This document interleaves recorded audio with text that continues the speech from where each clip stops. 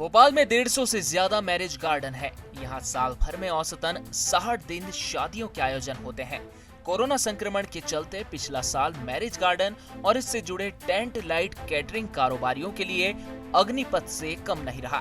2.5 महीने तक लॉकडाउन और फिर मेहमानों की संख्या सीमित कर देने से मैरिज गार्डन सुनसान हो गए। वैवाहिक आयोजन नहीं होने से कार्ड छपाई से लेकर ज्यादातर दूसरे कारोबार ठप हैं। ढोल घोड़ी डेकोरेशन, टेंट, रसोईया, कैटरिंग, ब्यूटी पार्लर, होटल व्यवसाय और फूल माला सहित दूसरे कारोबार ठंडे पड़ गए हैं। Confederation of all India traders की भोपाल इकाई के अध्यक्ष रामबाबू शर्मा का कहना है कि पिछले साल तो वजूद बच गया था, पर इस साल हालात बदतर हो गए हैं।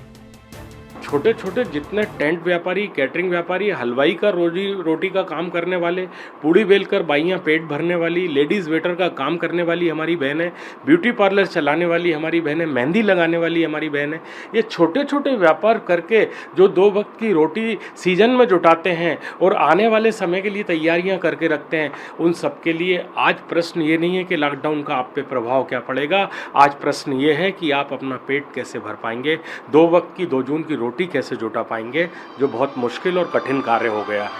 अचानक कोरोना मरीजों की संख्या बढ़ने से इस साल भी त्योहार और समारोह बंदिशों के साए में मनाने पड़ रहे हैं। अप्रैल, मई और जून में जिन लोगों के यहाँ शादियां हैं, वे पहले ही बैंड बाजी और मैरिज गार्डन की बुकिंग कर चुके हैं। कोरोना पर सख्ती के कारण अब लोग बुकिंग कैंसिल कराने लगे हैं।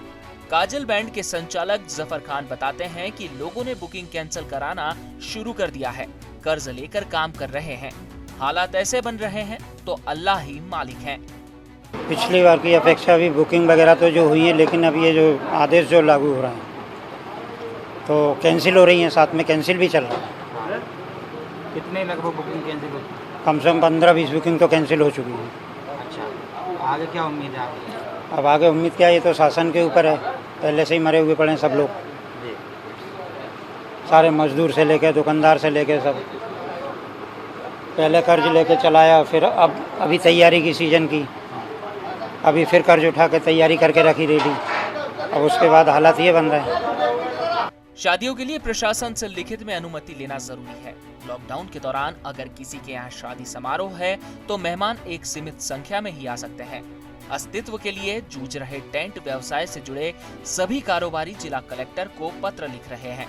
पत्र में शादी समारोह में 50 की जगह कम से कम 200 लोगों के शामिल होने की अनुमति देने की मांग की गई है। इनकी मांग है कि सरकार शादी समारोह में 200 लोगों के शामिल होने की अनुमति दे, नहीं तो सरकार हमें राहत पैकेज दे जिससे हम अपना घर तो चला सकें।